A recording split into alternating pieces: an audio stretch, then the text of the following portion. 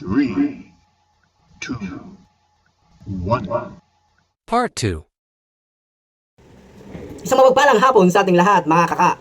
Okay, once again, nagbabalik si Mr. Kayamoto. Ang nagsabing lahat ng bagay ay kayang-kaya mo basta ito ay gagawin mo. Okay na po to, ready for assembly na po ito. Ikakabit na po natin to sa kanyang katawan.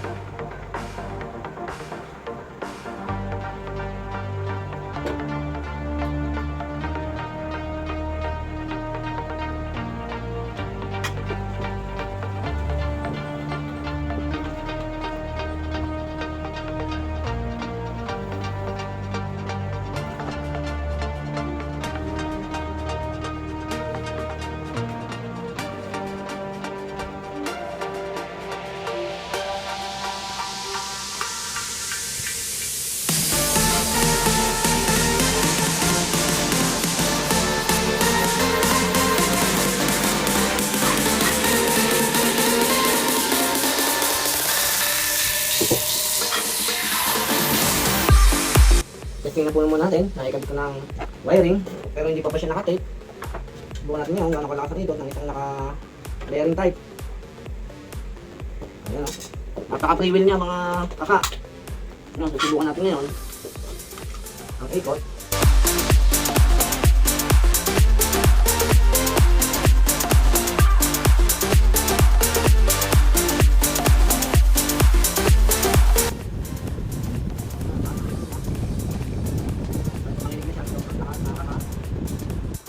Ibubuin na natin siya dahil na-testing natin.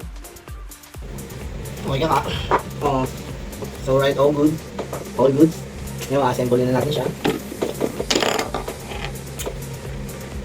At okay naman ang pinalabasan. Gumana naman siya. Kasaksak pa pala. Live wire.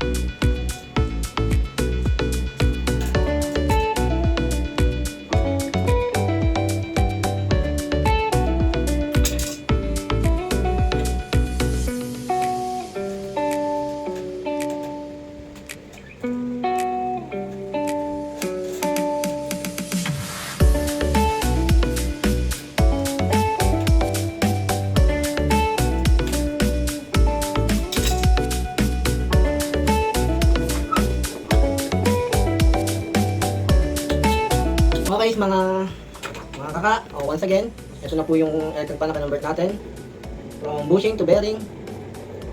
Ayan naman po, testing natin ang kanyang lakas. Ito po, number 1,